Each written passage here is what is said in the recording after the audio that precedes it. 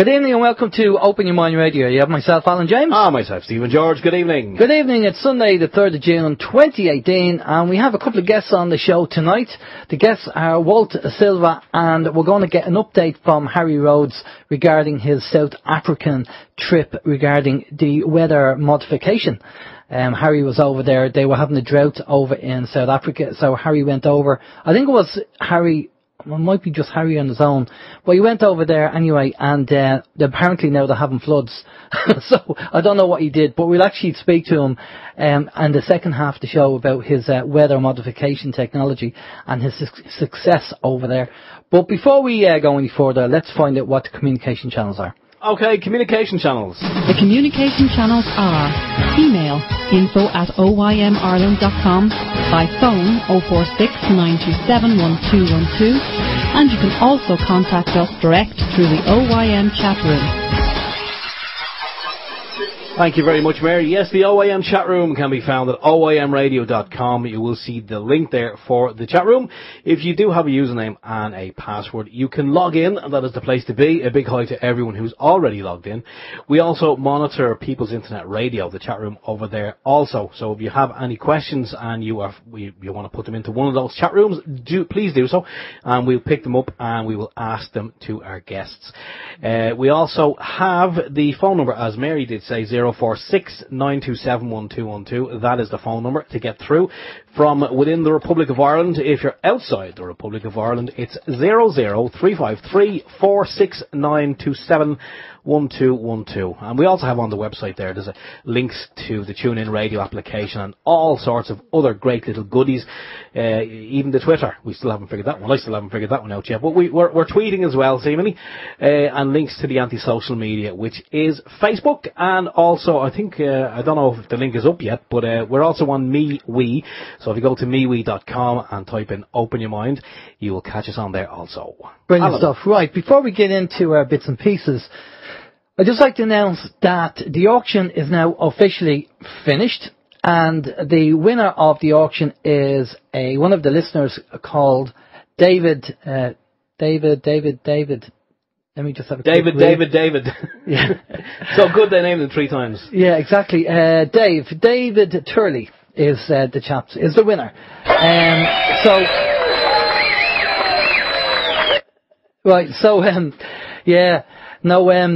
So that's the plan. The plan of attack is obviously well done, David. If you listen to the show, you actually won the auction. So the idea will be that we will be going for a meal with David, and the funds that were raised in the auction will go to the local food bank. It's going to go to 2 food banks, actually. We're going to divide the money up there. Thanks to Dennis, his contribution of €100, and thanks to Dougie's contribution of $250. That's all going to go in the pot, and we're going to split them between 2 food banks. That's the plan of attack as well.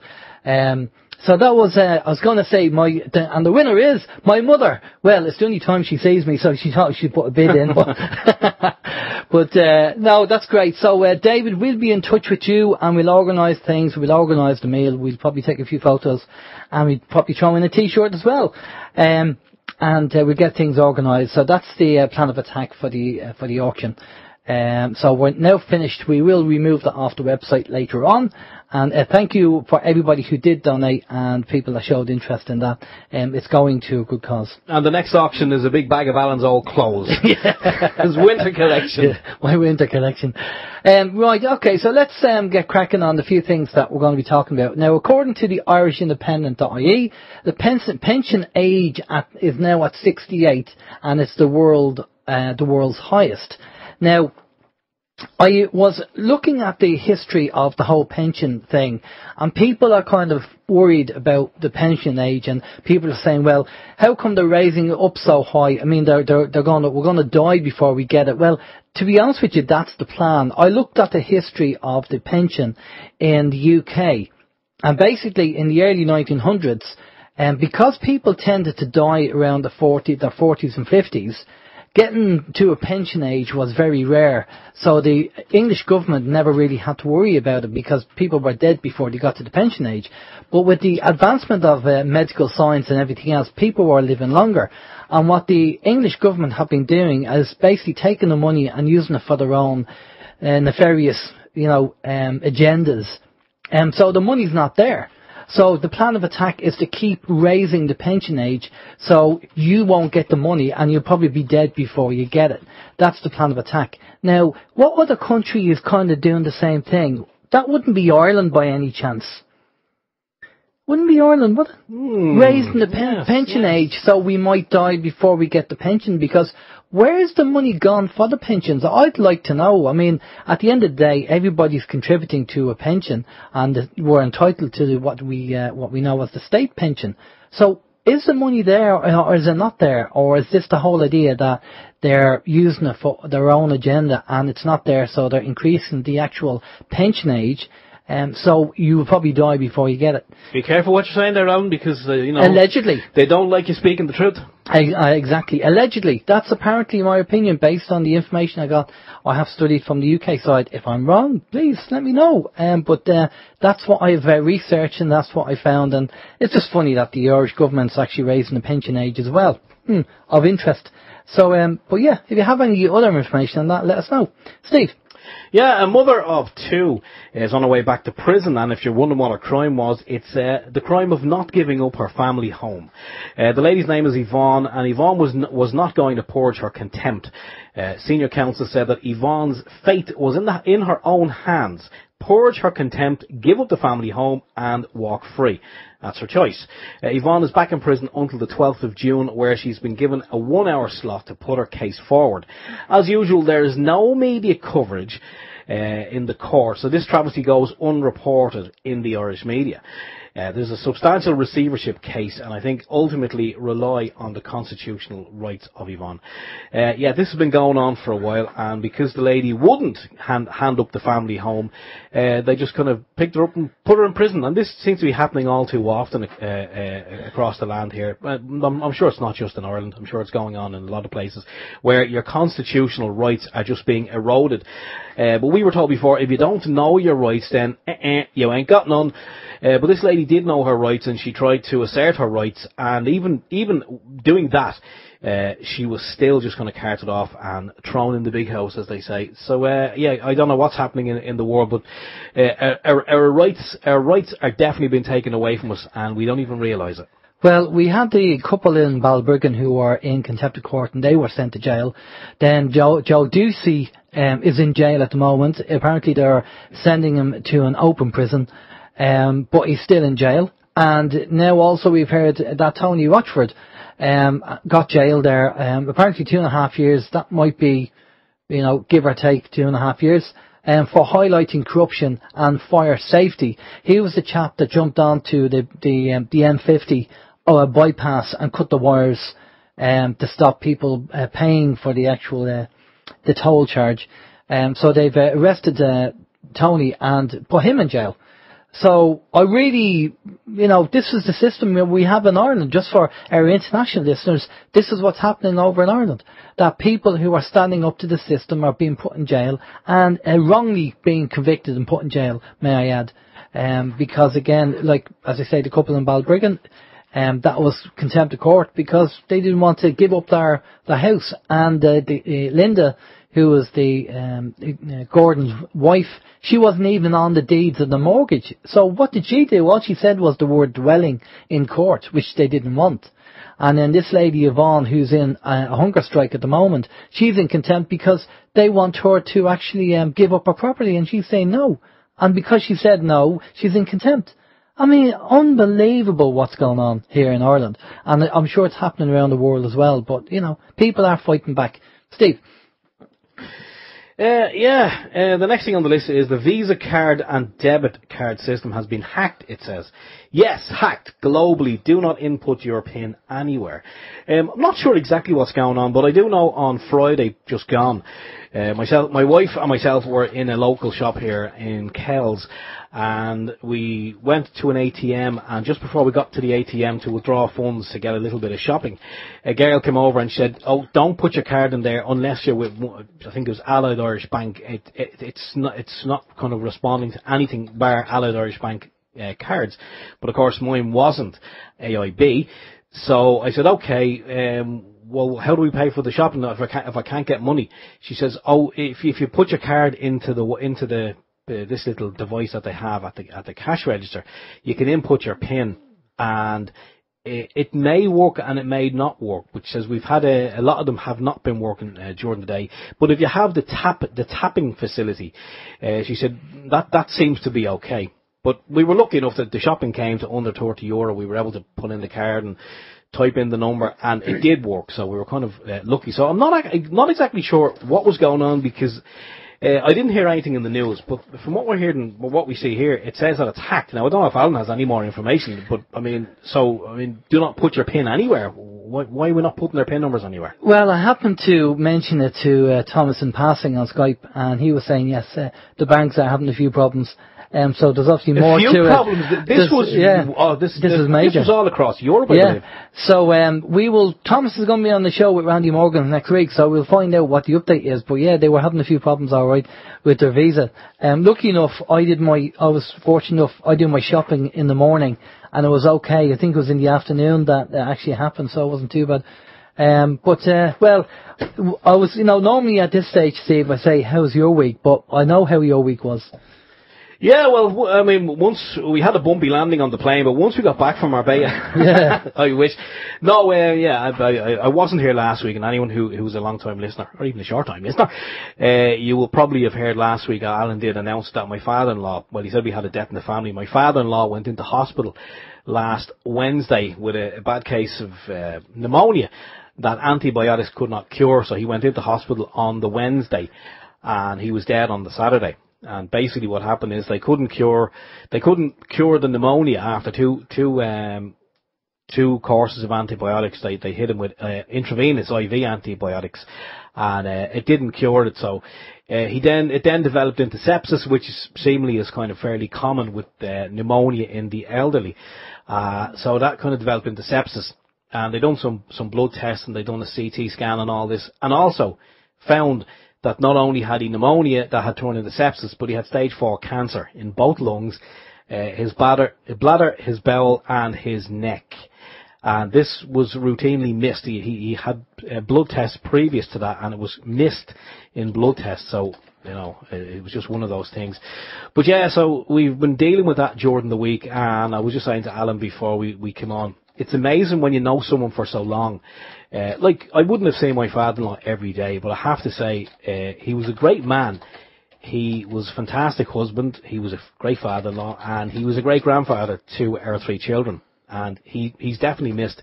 We've all shed our tears. I have to say, we have shed many a tear over the week, and it's going to be a long road ahead. Just kind of traipsing up that long road without him, because he was kind of a well-loved man in the community here, well known, and he was definitely a big part of our lives.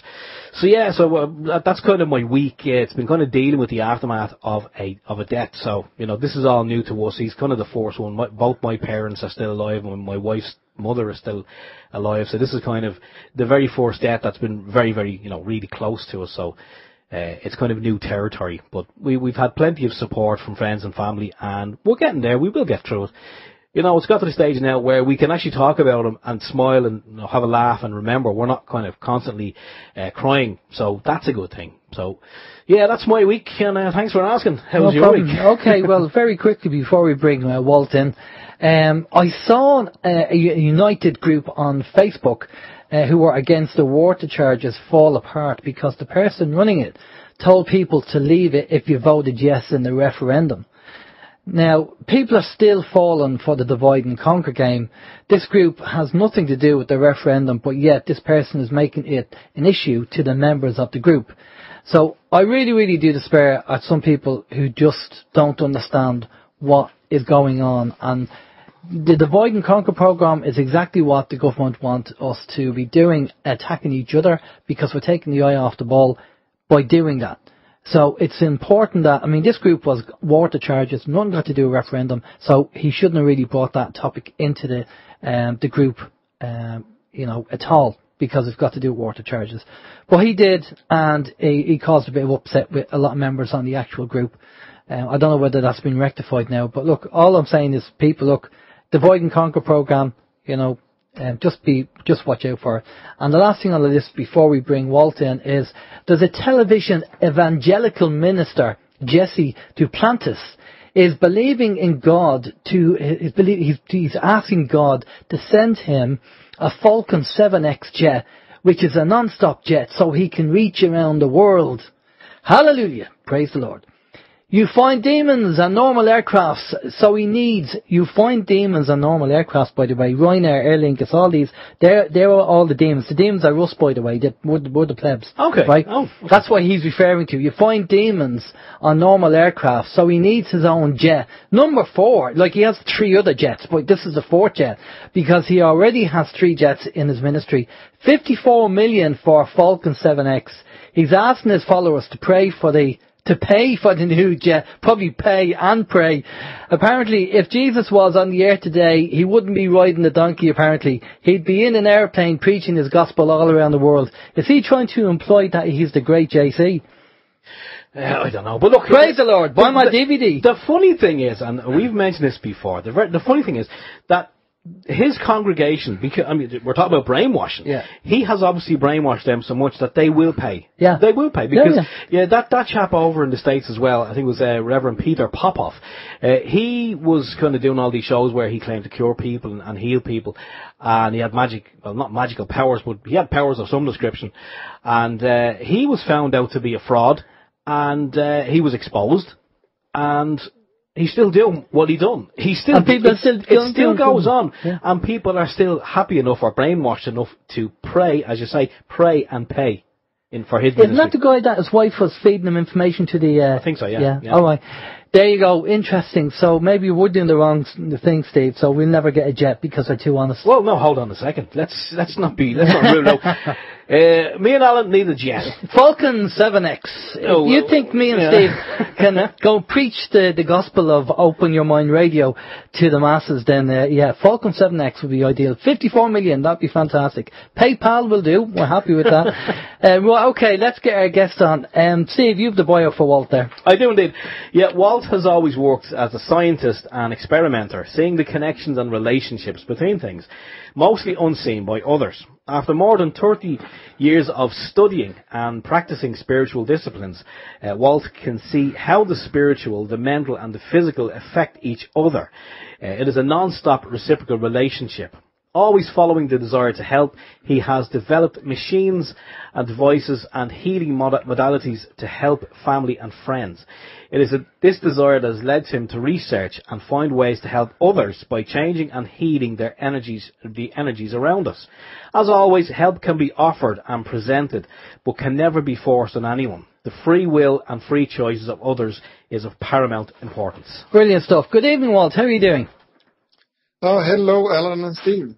Thank you very much for inviting me to your show. Brilliant. Thanks for coming on. We got your information from one of our listeners. I think it was Peter, who's on the chat room at the moment, who sent us over and said, get Walt on. And we were having a bit of a off-air chat beforehand about technology and energies, and we were talking about power, and you wanted a photo of our power meters. So, is there anything that you want to add to your bio before we get into the techie side?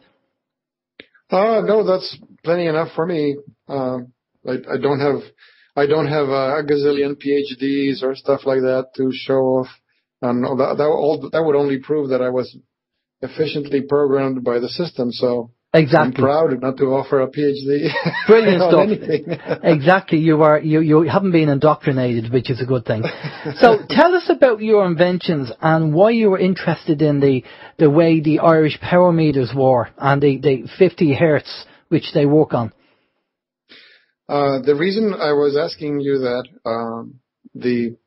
because it's Ireland, I guess it's the same as Argentina. I mean, I was born and raised in Argentina, and their power over there is the same as yours, 220 at 50 hertz for residential home use. The reason I was asking you for the frequency is because the device, one of the devices that I developed, which I call the AC power resonator, which is based on Shungite. I don't know if you've heard of the work of... One second, please. Trust yourself to get your mouth dry when you're starting to talk, right? Okay, no worries. Have you heard of the work of a gentleman named Slim Sperling in the U.S.? No. Have you heard, Steve? No. Okay, Slim Sperling developed a lot of devices that are based, apologies again, on what they refer to as Orgone Energy or etheric energy. He developed devices, some look like rings, others look like coil. He developed a device which is like the combination of two, and they call it an environmental harmonizer. And the way they work is simply because you're familiar, I guess, with the name Wilhelm Reich, the scientist who detected the presence of the etheric field, and he aptly named it Orgone because he found it on all organic living beings and in organic based materials. Well, the guest that we have on after you is Harry Rhodes, who actually does that technology that Wilhelm Reich uses. He does all the weather modification stuff. He's the expert on that. So maybe after you finish with us, you might tune into OYM and listen to what Harry has to say, because he's just come back from South Africa after having a successful trip over there. But we won't go down that road. Tell us about your experiment. What Sperling did with his work is he found ways to, because the problem is, think historical context. When Wilhelm Reich did his work, the highest forms of EMF out there were AM radio, civilian radio, aircraft radar signals. That was about it. But so much has changed since the time that he was alive. We are practically living and sleeping in a soup of very high frequency EMF. Where between cell phones, cordless phones, and Wi-Fi systems, the volume of EMF around us, specifically the volume of high frequency, is like off the scale, which is day and night compared to the time when Reich was alive.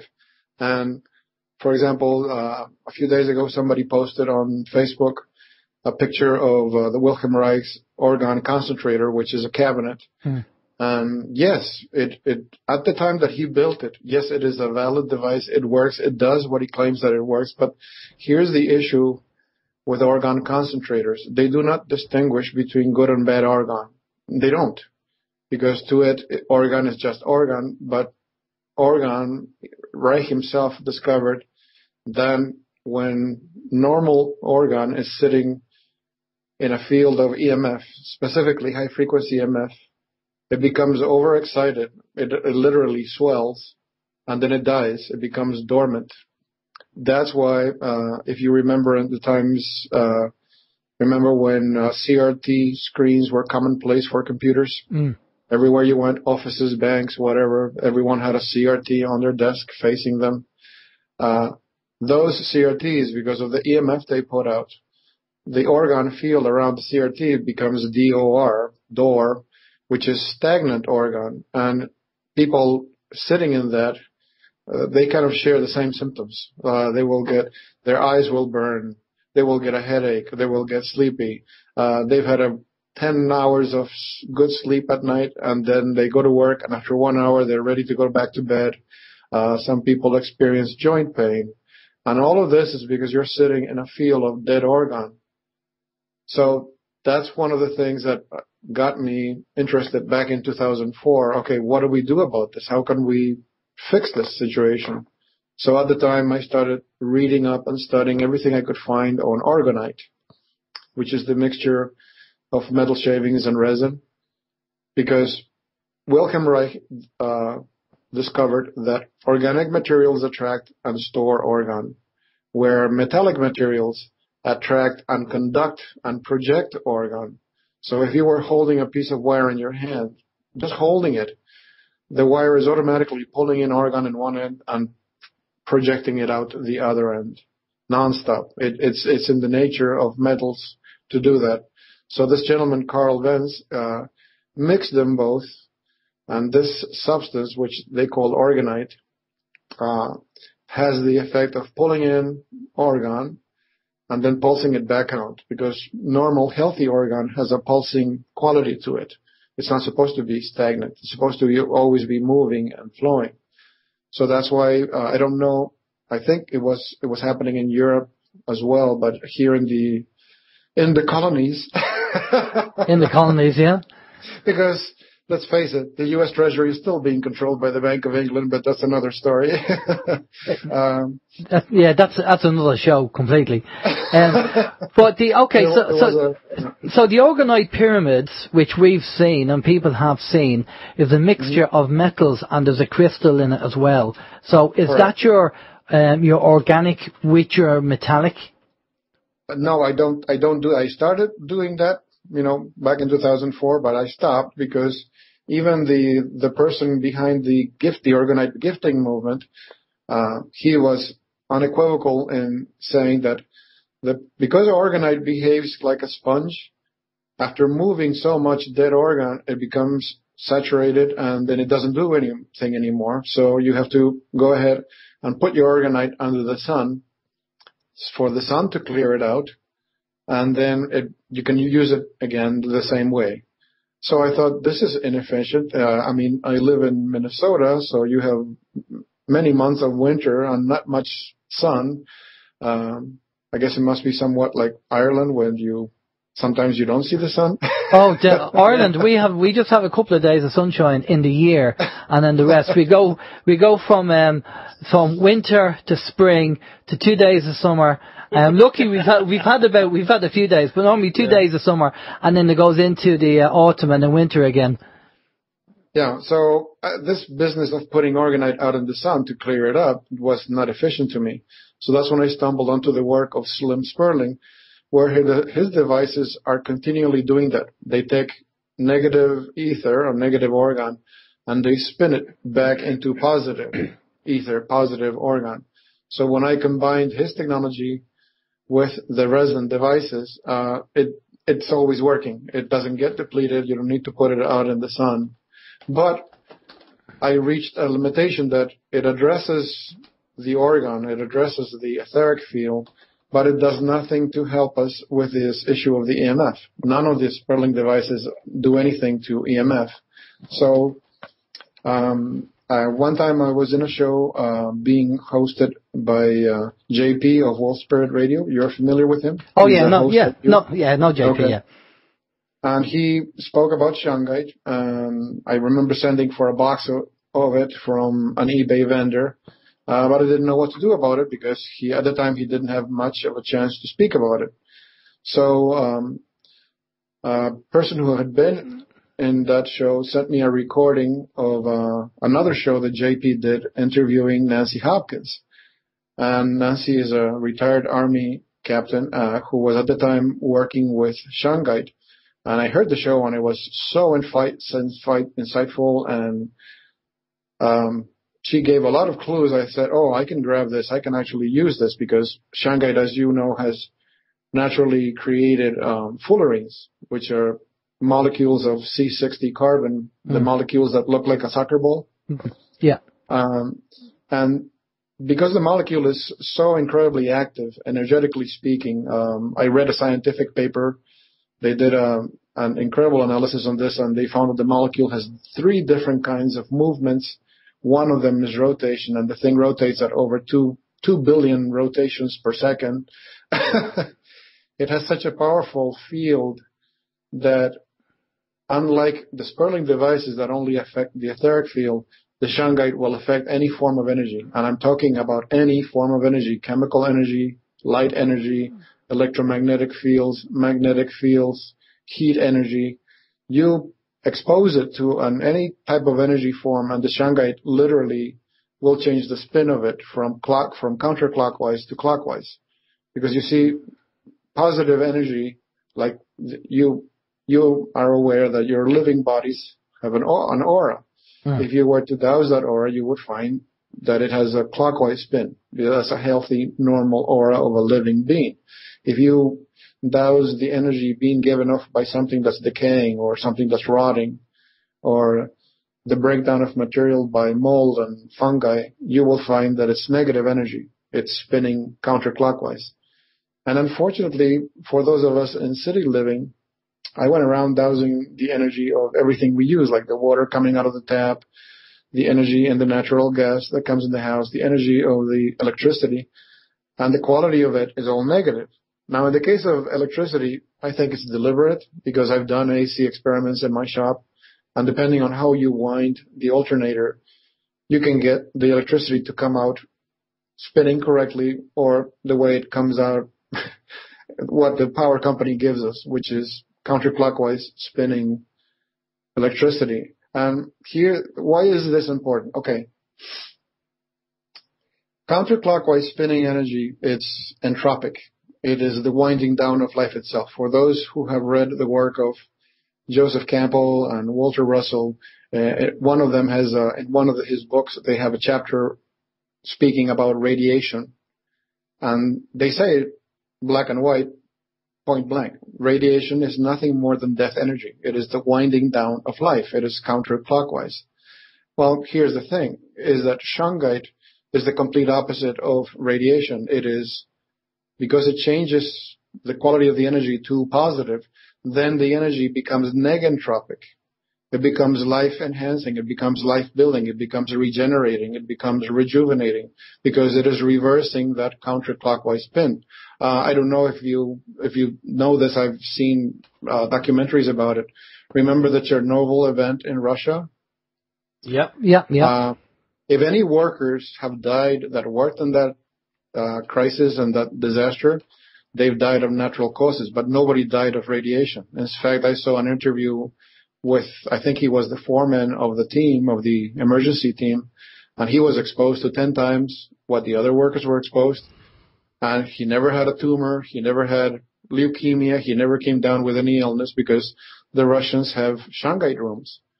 Rooms where the ceiling, the walls, the floor, everything is covered in Shungite. So when you are in a Shungite field, it literally pulls that radiation out of your body because that's counterclockwise spinning energy. And you give Shungite any energy form, it just grabs it and takes off with it. So, okay, so I have a question here, and there's going to be more questions. Already I know that I can feel there's a part 2 and a full interview in the pipeline because we're really going to get into this stuff, but we're obviously have limited time tonight. But here's the question.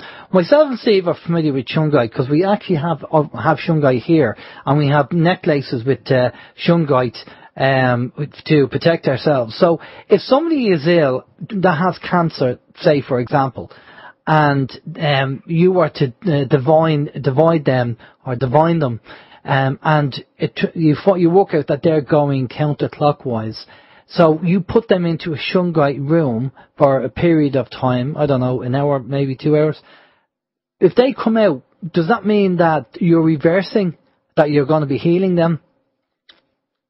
Well, the thing is that you have to take care of other factors as well. If somebody has been diagnosed with cancer, the first thing you want to do is keep them away from traditional treatments because chemotherapy is, it's mustard gas, It's designed to cook it's a crapshoot. Yeah. We're betting who's going to win, the tumor or the patient. Yeah, exactly.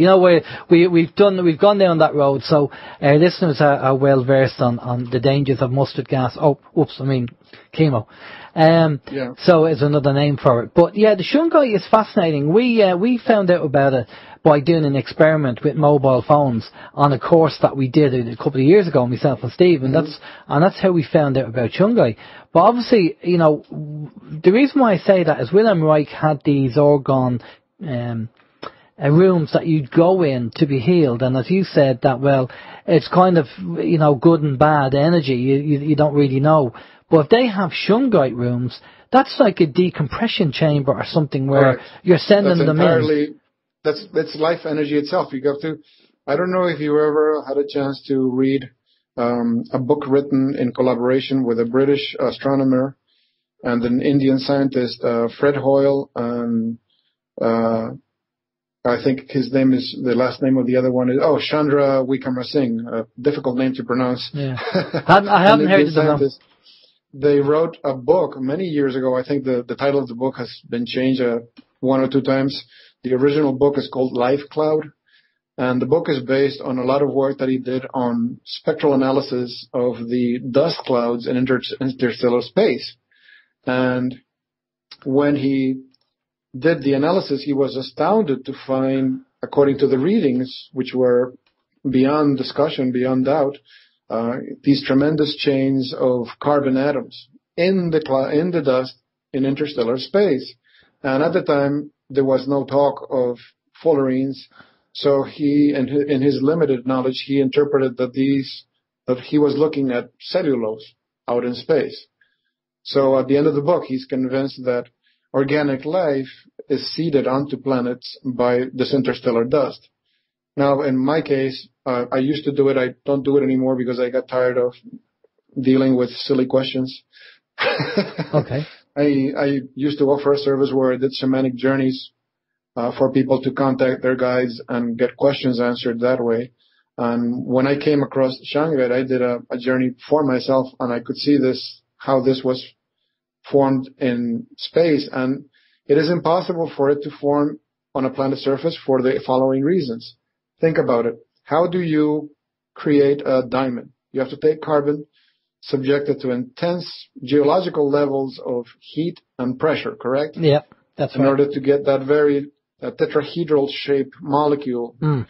Well, Shungite is the complete opposite. You need a vacuum. You need lots of energy. You need no temperature. You need no gravity. And in fact, if you read up on those scientists that have been able to make Shungite in laboratory conditions, well, guess what? They have to vaporize graphite with a laser in a chamber filled with an inert gas. So essentially, they're kind of replicating that interstellar space condition of, very little pressure, try to negate, just Earth level gravity, but it's being made in a vapor. You cannot make it under the Earth. Those that reason, it was created by fossils that, no, I'm sorry, that doesn't work. It sounds to me like it's a bit like GMO. They're trying to create it, but they'll never get to the original method, which is outside, because we know that to get the real Shungite, it has to be from Russia, from a meteorite or something. Which is so if you don't get it from over there, you know the name of the Russian place, don't you? Yeah, Karelia. Yeah, that's it. That's right. If you don't get it from there, then it's not the good stuff. I know we're watching the time, and we have questions for you, so we want to get over to the questions from our listeners. So, Steve, if you want to shoot away there. Yeah, one of the first questions we have, and I think you may have addressed it, but maybe if you have any more information on it. David was wondering, could Walt speak a little bit about the Shungite and also the C60, and he wants to know what are your thoughts on that. Now, you have given us a little bit of information, but is there anything else that you wish to say on the C60? Okay, I think I spoke about this with Nancy on one of our radio shows, is that here's the thing. The Shungite formed originally in the space between stars, and if there's one thing that we learned from discussing the series of books, The Ringing Cedars of Russia, is how things receive energy in the form of multiple energies and radiations and emissions from all over the universe. That's why plants, when you grow your own plant, that plant, and you love it and you take care of it, that plant is actually unique to you because it has bonded to you and it's receiving from the universe all the energies and essences that you need, your body needs, your life needs. And since Shungite formed in interstellar space, it has been absorbing universal essences for billions of years. Now, I've doused this question, and the C60 that's made in a lab, it's empty. It's like an empty shell. It is what it is. It's a molecule with 60 atoms of carbon, but there's nothing in it. It's been made by a man in a laboratory. Whereas the Shungite has come from interstellar space filled with all of these energies and essences. It's like the difference between an empty box and a box full of stuff. That they are fundamentally different. That's why some people are not getting the results they expect from C60. It's man-made.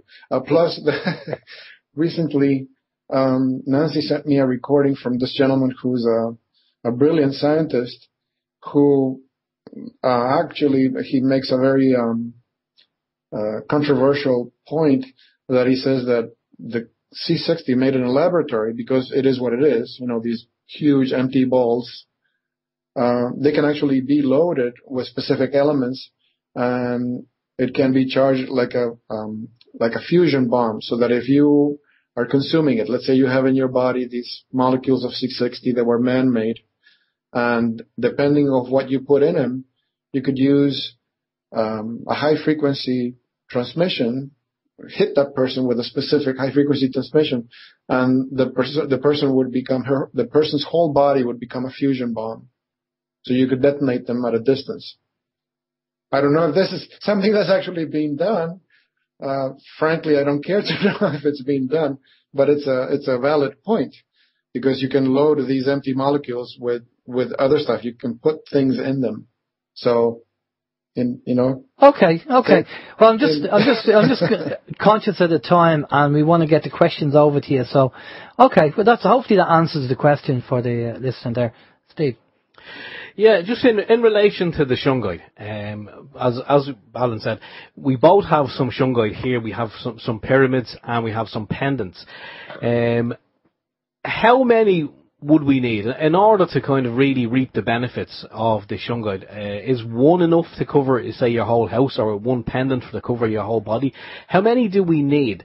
And it's kind of a second part to that question. How do we know if what we're buying from, let's say, one of these online stores is actually genuine Shungite?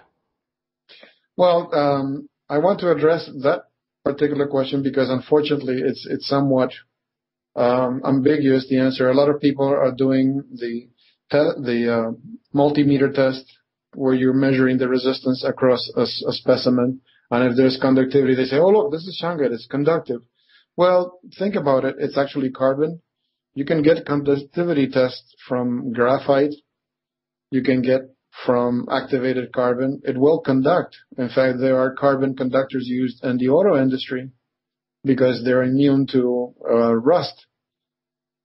So the continuity test, yes, it's valid in that sense, but unfortunately it's not definitive. For me, the definitive test is dowsing, because dowsing, you're using your instrument, your human body, which is a perfect instrument, and you can't cheat it. I don't know if you have ever heard of a series of books called the Raw Material, the Law of One books. Is that the David Wilcock stuff? No, well, he talks about it, but he didn't write it. Okay. Well, in the Law of One books, Ra says a very important piece of information is that all your cells right now, you guys you're sitting down, you're not standing up. Yeah. All the cells in your body right now are connected and open to intelligent infinity. Your cells know what you don't know. Have you ever asked yourself how cattle know in a clear day when there's not a cloud in the sky, that exceptional day, and then all of a sudden they're running for cover? How do they know that there's a storm coming? They listen to it on the radio, or they read the newspaper. On the radio. Or, who teaches a bee to make a beehive? How do they know? Well, because all their cells are connected to intelligent infinity. They're connected to the knowledge of the universe. They don't need to be taught. Humans have that capacity, but unfortunately, the modern human, who has been modified so much, is subject to the veil. The veil of forgetting, that when you're born, you forget your previous lives. Yeah. That veil is what stops you from that direct communication. That's where dowsing comes in. Dowsing gives you back that connection, because whether you're using a rod or a pendulum or any other dowsing device, it's the body that's answering the questions, not your mind. Your mind doesn't know. Okay, so very quickly, if I wanted to douse somebody for this anti-clockwise, clockwise, to check them, a sick person, I assume, would be different to a healthy person. What would you just kind of stand over them? Would they lie down and you put the rods over them, and if they cross, Well, the first thing you do, you must get their express permission. You can't violate somebody else's. Of course, yeah. You don't go up to a stranger in the street and can you lie down there, please, while I'm divine you? Exactly. You have to dowse, but you have to keep in mind, that's why for people that are interested in learning dowsing, I have a free PDF document, called Letter to Robin, which gives you, very precise instructions how to do it, because in dowsing, language is everything. I'll give you a perfect example.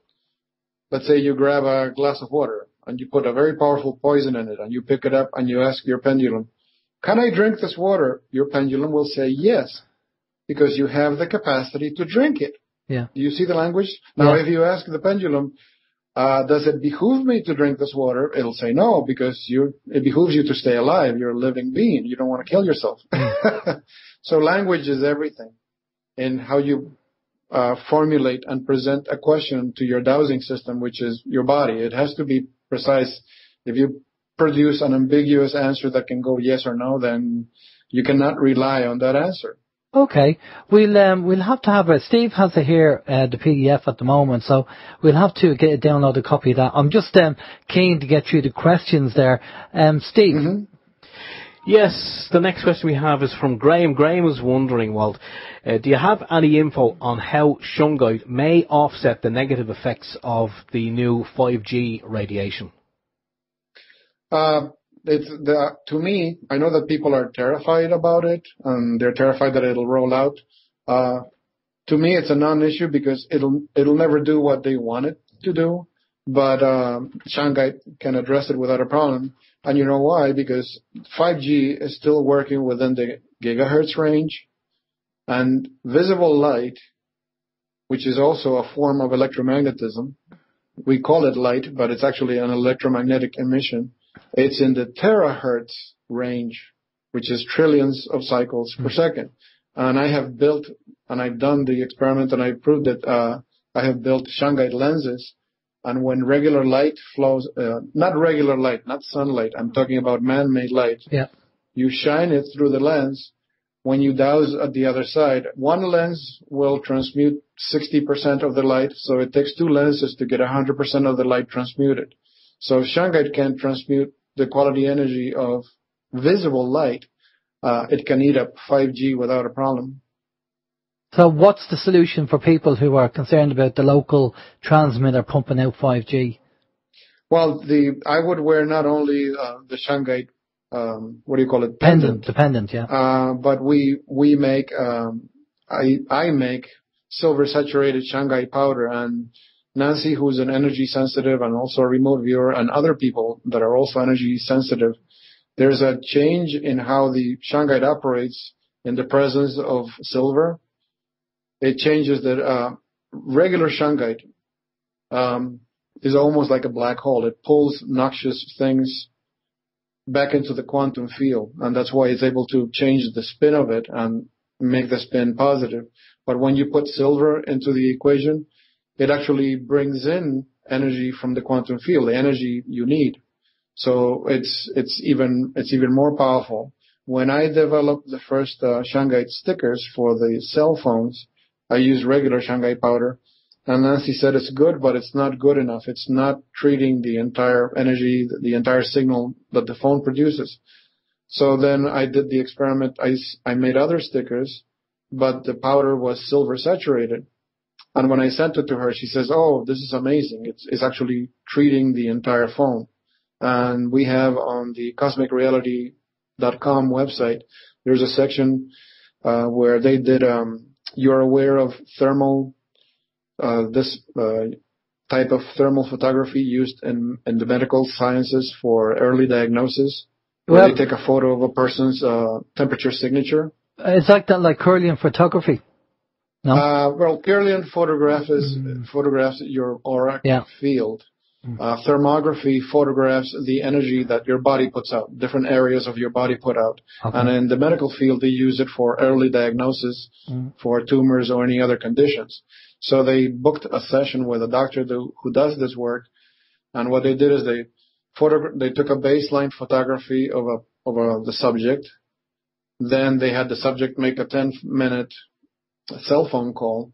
They photographed the subject again, and the subject's head looked like it was cooking.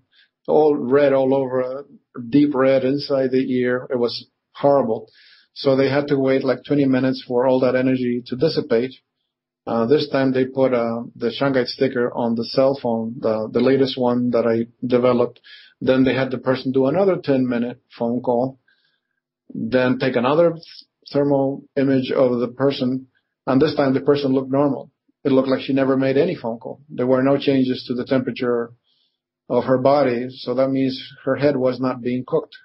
Well, that's yeah, that's interesting because we're experiment involved a mobile phone as well. Funny enough, we have another question.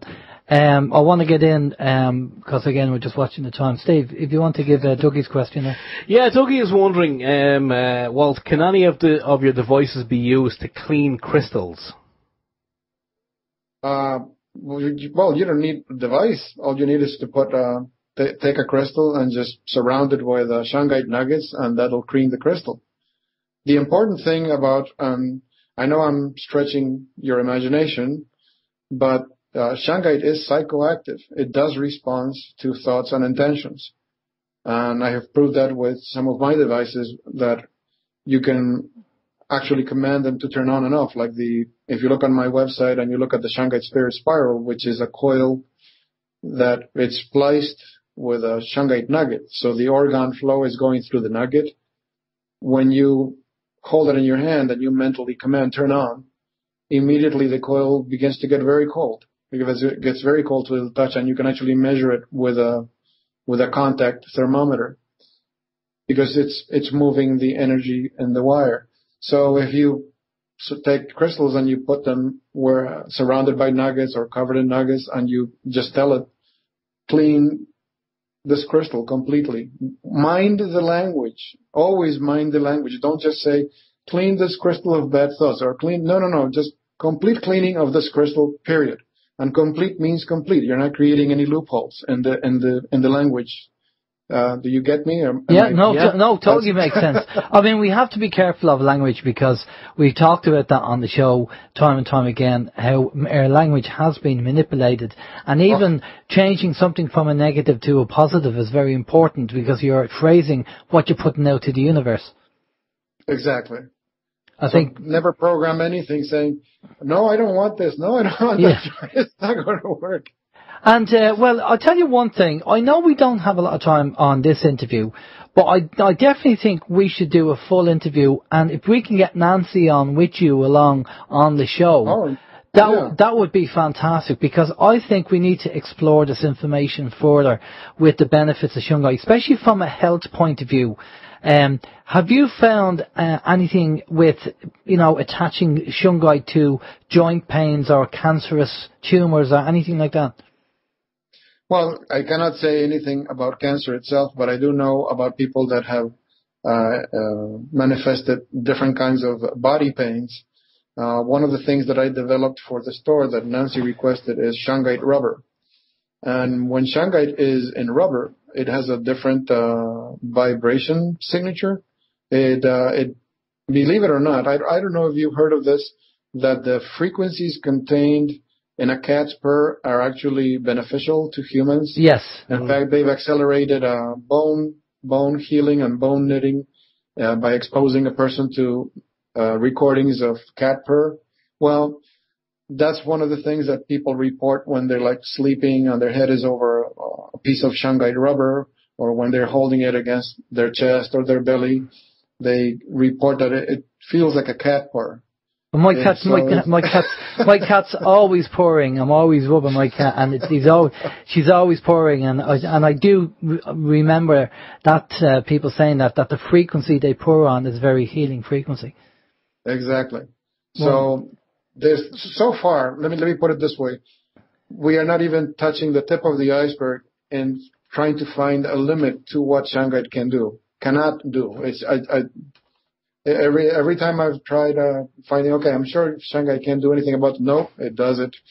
That's why when I said to you, for example, energy, any kind of energy, well, when I put a Shungite resonator on my natural gas line, every time the heating unit kicks in to do a heating cycle, it only runs 50% of the time that it used to run before I put the Shungite. Because now, since the energy in the gas is positive, it needs less gas to do the same amount of work.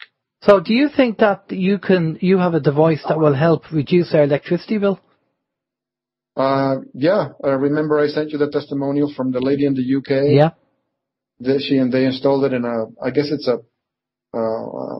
I don't know what you call them over there. Here they're called bed and breakfast, where people come in and stay, and sometimes they have meetings.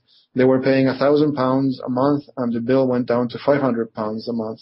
Happy days. That's what we need. Well, listen, on that positive note, we're going to let you go, but thanks for coming on. And what we'd like to do, Walt, if you could speak to Nancy and the two of you could come on and we'll do a full show, because there's so much of this stuff we need to talk about and explore. It's fascinating information. It's very interesting, and we'd love to do a full show. Can we hook up? We'll chat off air, and if we can hook up, if you can contact Nancy and we can get the two of you on in a couple of weeks' time, we'll put you in our schedule, because this stuff is very important, especially when it comes to people's health. Very important that, but if we can, we reduce our electricity bills or do alternative things that will help us, then happy days.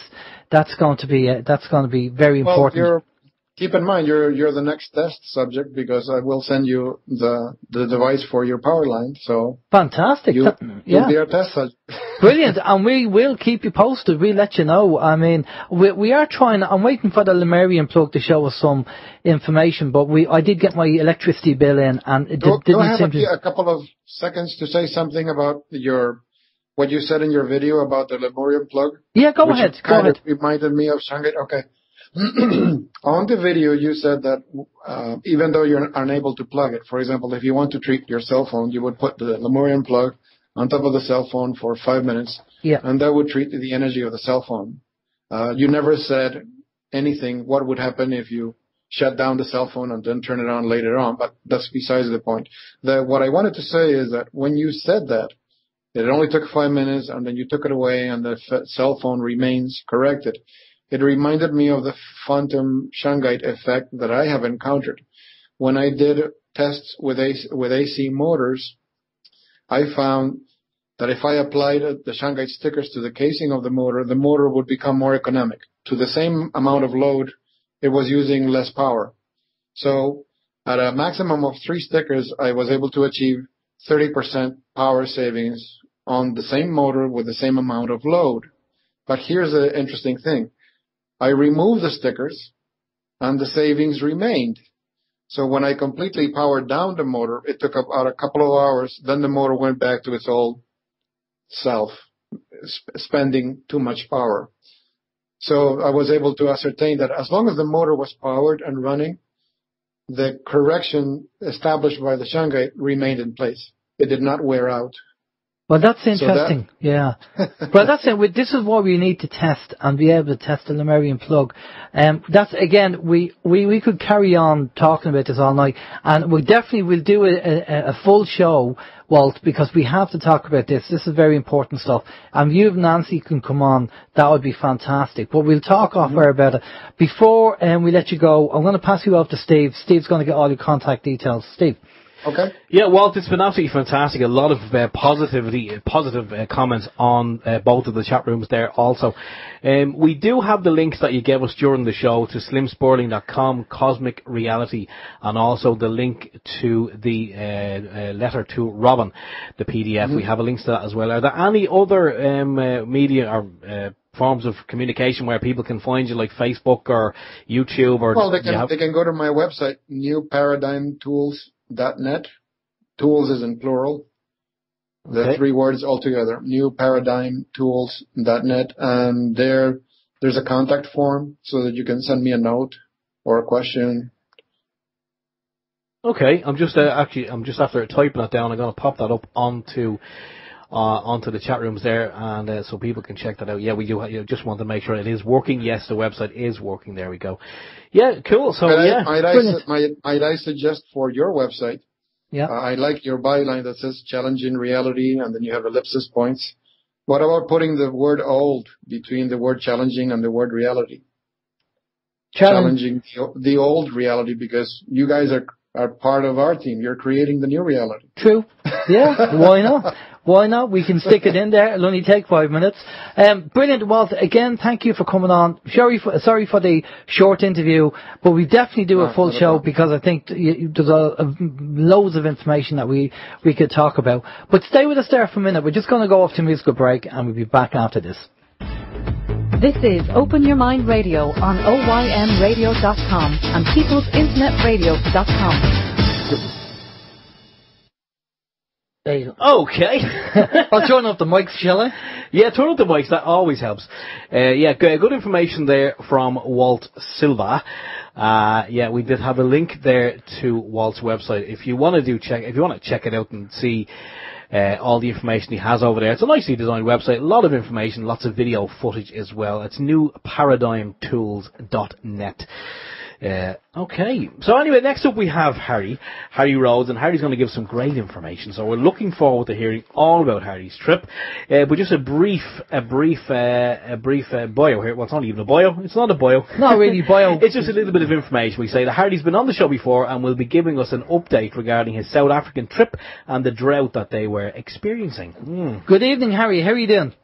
Good evening. It's great to be back on again. Great stuff. Thanks for coming on. Now, the last time you came on the show, you were doing a fundraiser for a trip over to South Africa because they were having massive drought over there. And since we've spoken to you last, you've been over there because I've seen some of your videos and the photos you've sent over. And I've heard, and you can correct me on this if I'm wrong, but apparently they're having floods over there now.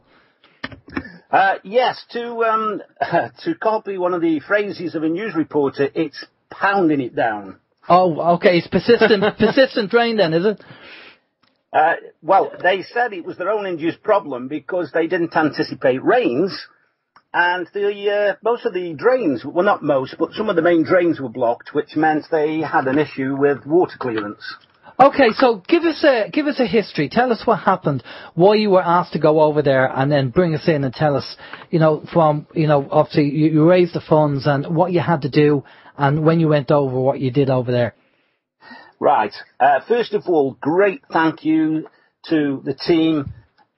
We've got Tracy Kluwer, we've got Caroline, we've got Debbie Titcombe, and we've also got Martina, who were very active in raising funds, and we got over £5,000. So that was brilliant. Brilliant. But the issue we know that Willem Reich and Trevor James Constable, back in the 70s and 80s, they could make it rain. Absolutely true. They could make it rain. And as I've said on previous shows, amazingly, I met the right people at the right time and built the cloud-busting equipment. We'll come on to that later. However, we saw on the news that Cape Town was having catastrophic problems with drought.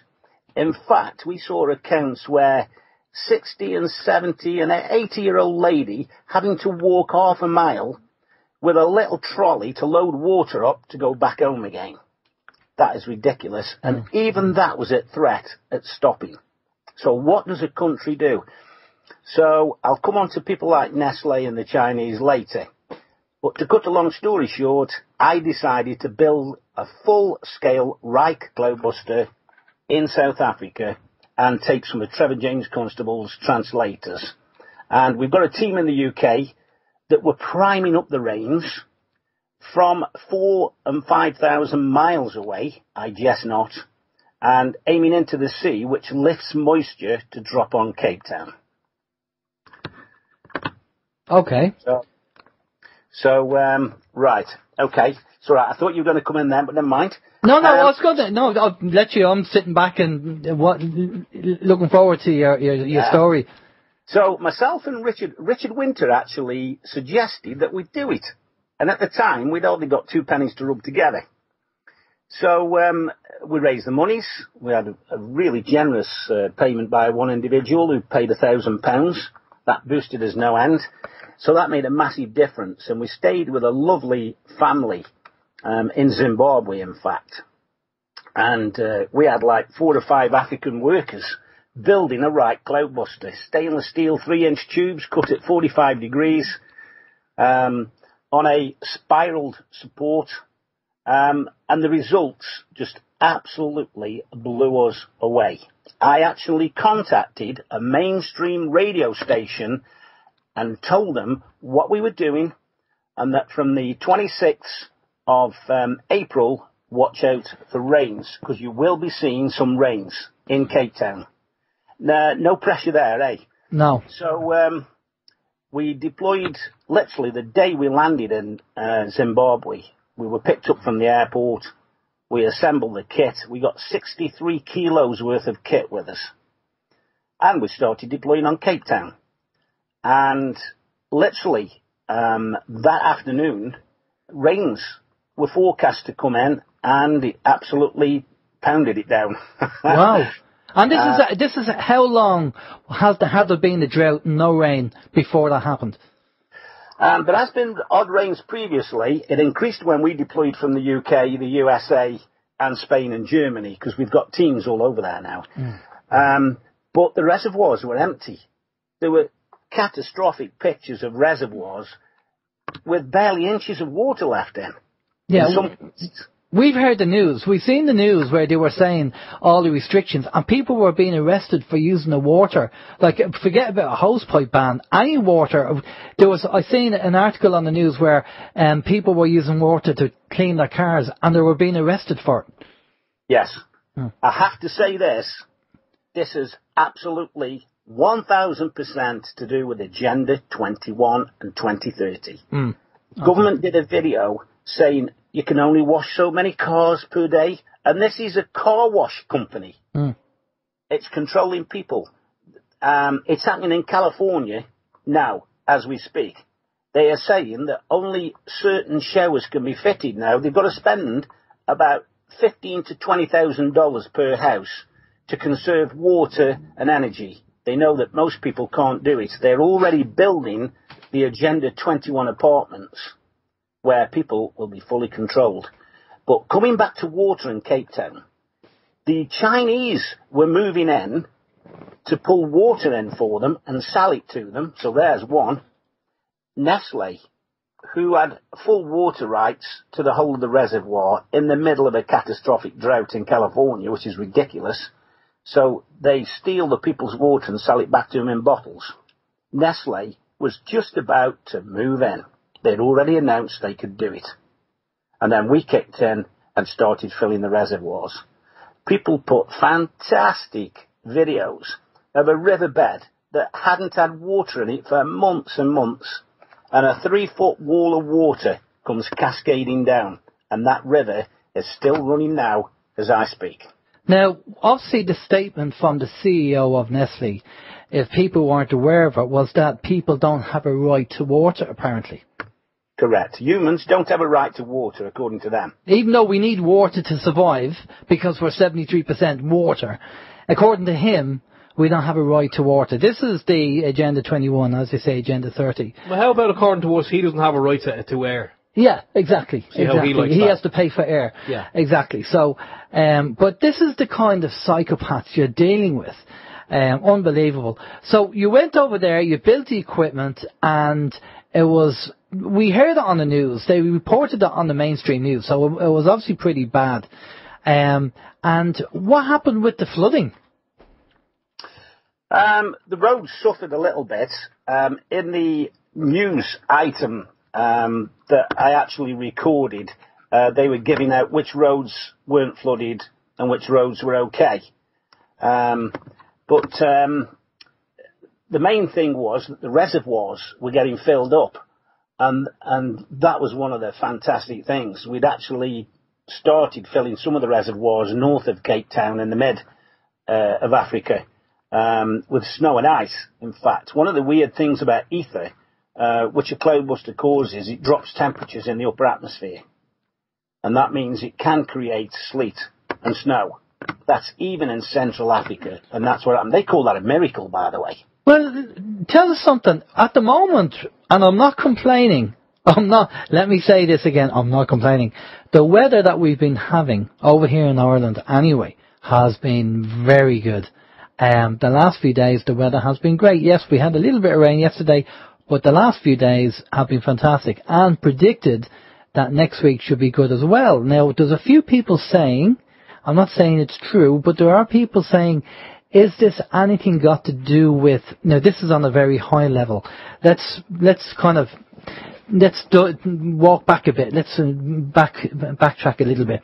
We know the planet is out of our kilter by 23.5 degrees, and apparently that was due to the Atlantean Wars and the weaponry they used.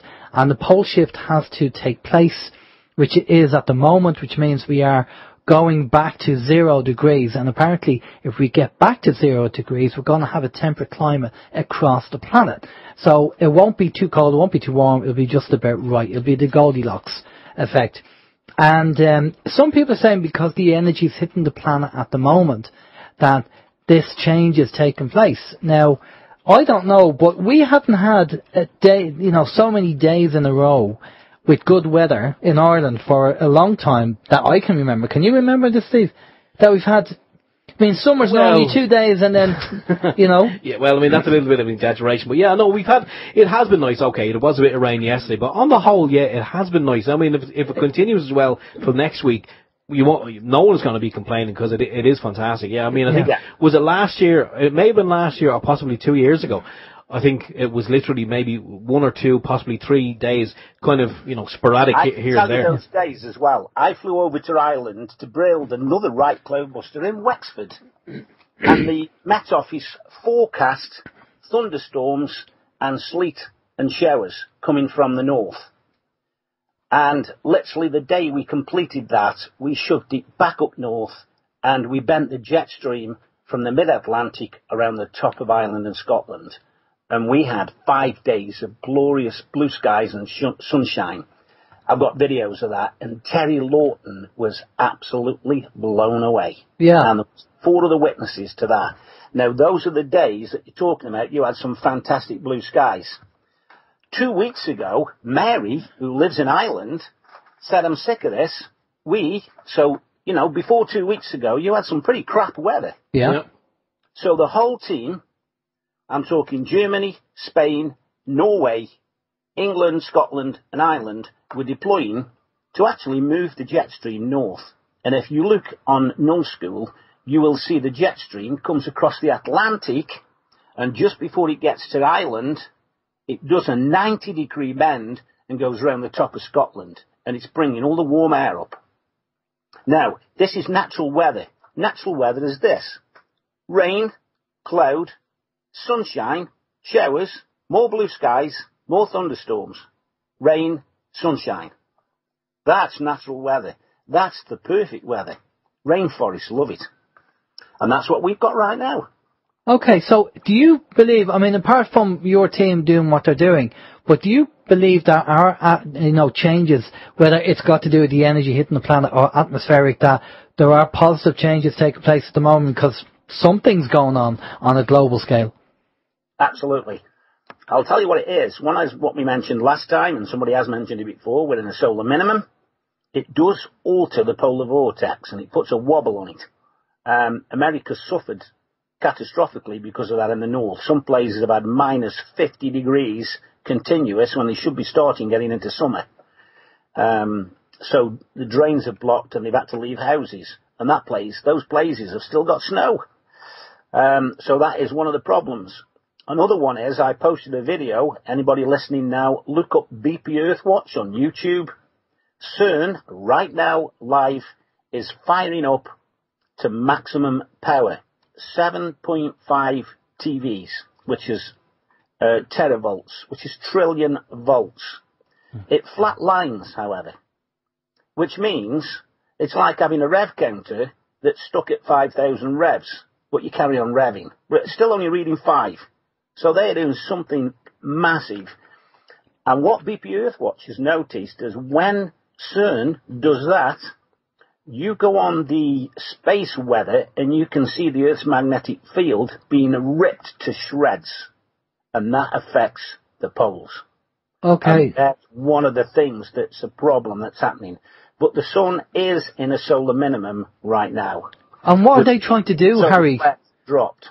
What are they trying to do with CERN if they're doing that, if they're ripping the magnetic field? Well, if you go on what they say, which is falls in the realms of NASA's fake information. They say they're opening portals. They're looking how the universe began. They're studying the glue that holds the whole universe together and what makes black holes. And some of the facts, everybody says, oh, it's built on a place of Shiva, and it's all to do with some demonic entities. I believe it is. I challenged a certain scientist on video stating that position where CERN is built is on the Temple of Apollo. And it's true. The rings of the Hadron Collider are actually run well around the Temple of Apollo. So there is something very, very sinister going on at CERN. And there are even entities. I've personally recorded them. I've got about 4 hours of recordings of weird entities inside the Hadron Collider. Unmistakable, irrefutable. So do you think they're trying to put a rip in time or some continuum to bring through these energies or dimensional entities? That's one of the things that they say. I'll be honest, some of the things that we're working on right now involve plasma. This is cutting edge technology to do with the ethers, which Tesla, Wilhelm Reich and Trevor James Constable were fully aware of. Incidentally, Thomas Joseph Brown, who is on Facebook, a very good friend of mine now, he was going to fly over to us and give a lecture on the ethers. Well, that will be next year.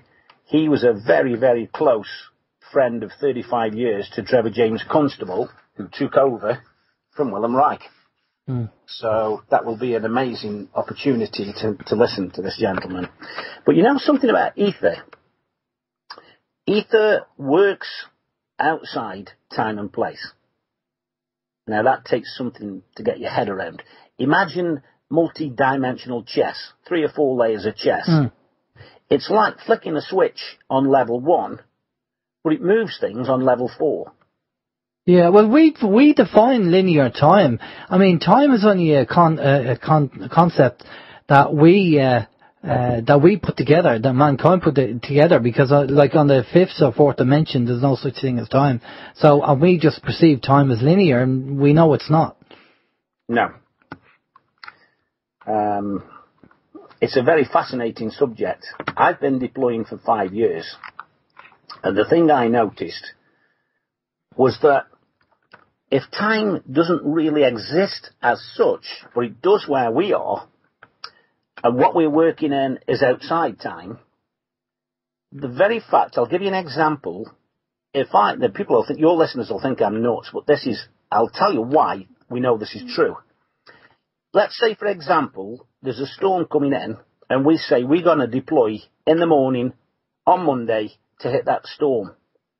If we don't end up deploying, the storm won't change today.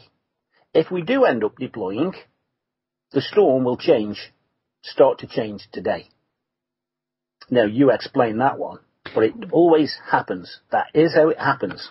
Well, we are Open Your Mind Radio, and our listeners are very intelligent and definitely cued into what we talk about. And we've had multiple guests on talk about stuff which would kind of blow your mind. So yeah, I mean, you know, it's open to interpretation, and if it resonates with their listeners, then, you know, that's fair enough. Again, study, research, check it out, you know. But yeah, I know what you mean. We have had people on talking about stuff like this, and the guest that we had on just before you, Harry, Walt Silva, we've asked him and Nancy Hopkins to come on in a few weeks' time to do a full show, because they were talking about Orgonite and Shungite, and the energy in Shungite. And he mentioned Wilhelm Reich, and he mentioned, who's the other guy that he said, Slim Spring or something? Oh, Slim Sperling. Slim Sperling. Yeah. So all this information is beginning to come out, and people are beginning to realise about it and understand it. And we were talking about the 5G and the benefits of Shungite and how the 5G can be addressed using Shungite. We have Shungite here as well, but that's another story. But it's interesting all the same. But again, this etheric energy that's out there, and what you're doing is changing the weather patterns, which is interesting. The whole Wilhelm Reich thing is fascinating. It's just amazing that for a man that had so much information and did so much, that they went and just destroyed them. You know, it's just a shame. Yeah, that's right. Well, he said the elites have been blocking this information for over 8,000 years. That's what he realised. That's incredible. So, are you going to keep an eye on the weather now? Obviously, in South Africa, you can still deal with it from where you are there in the UK? Oh, absolutely, yes. Yeah, absolutely true. The equipment we've got and that we run can work for 5, 6 and 7,000 miles.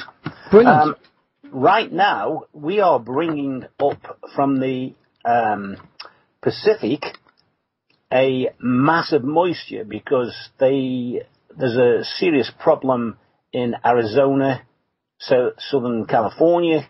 They're having problems with rains, or no rains. And we've proven that the X-rads, the positive ionizers, there's nothing positive about them. Negative ions are the things that we need, which forms ozone. That's desperately needed.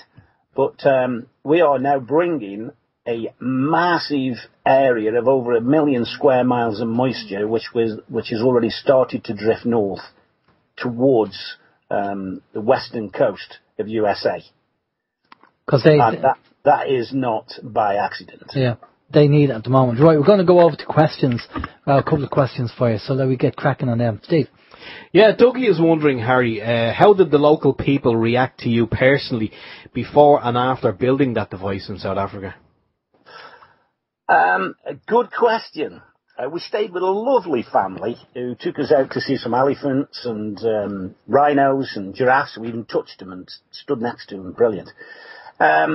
He was open-minded, but when he saw us unpacking 63 kilos of equipment, we're in Zimbabwe, which is over 1,300 kilometres away from Cape Town.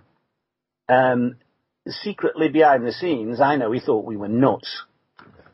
In fact, he told one of my friends on Facebook, he says, what the hell have you sent me over here? And when we arrived, I put one of our 20-inch translators into the hands of his son, and we sat there, and we'd got about 7 or 8 large clouds, and I said, pick a cloud. And he went, that one there. I said, right, you're going to make that disappear. He went, really? I went, yeah, and I got it on video. He points at the cloud, he works across from the right-hand side, the way I told him, and the cloud completely disappeared, and the other 6 clouds are still there untouched. And he saw that, and he was scratching his head. But I'll wind the week forward.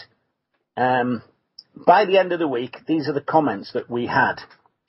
One is, he said his parents were going from Nigeria, and he said for some weird reason, that's downwind of where we were, it created rains there. He says for some reason, it's out of season, we've got torrential rains here.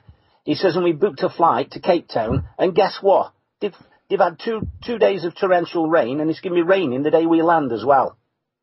Wow. So he said that. Since we left Zimbabwe, his relative, one of his other relatives, has turned around and said, listen, we don't get rains in Zimbabwe this time of the year. He says, and we've been having rains. He says, in fact, we're sick of it. Is there anything you can do to stop the rain? Now, how about going from drought, where people go, we are sick of this rain. Yeah. They're not really, but still, there you if they work. It's scientific fact and provable that they do work. Well, proof is in the pudding, Harry. You know, one day, you know, you pointed up, it's not raining, and you pointed up, and all of a sudden, the prediction is that it's going to be a drought, and then you point your machine, and it starts raining. I mean, you can't get better than that, you know. I mean, you have to prove that. You're my witness. You interviewed me, and I spoke to you before I left for Cape Town. The drought was catastrophic before we got there. And they said we're 30 days countdown to day 0. And the day we landed, they had rains that they said were pounding it down. In fact, there was 5 days of rain that was unheard of for months. And I'd stuck my neck out and says there will be rains in Cape Town. And there was no forecast for it. Yeah. Well, we've seen on the news. I mean, they were reporting on the news, you know, I know it's mainstream media, but something like that, you know, they're not going to lie about. They're just going to say that there was a drought in South Africa, down in Cape Town. Now, you have more questions there, so, Steve. Yeah, we have a question from Moon Girl on People's Internet Radio chat room, and she's wondering, does Harry know of HAAR? No, we actually thought it was HARP, but it's HAR, which seemingly is a heavy sea fog. And how would that affect cloud busting, she wonders? Right. The interesting thing about cloud busting is this. First of all, there's a fact. All the water on the planet was created below the mantle. There is a reaction between the elements of hydrogen and oxygen. That's why you'll have a spring from the top of a mountain. Now, you think what pressure it takes to pump water to the top of a mountain, and yet you'll get a spring coming out the mountain. That's the burning of hydrogen and oxygen, which produces water. So, having said that, ether controls the water. That's why we use it. I'll come on to that in a minute on another issue. Simple but amazing. If you point a translator in declination into the grounds, what happens is it pulls the moisture up to the surface in the form of fog.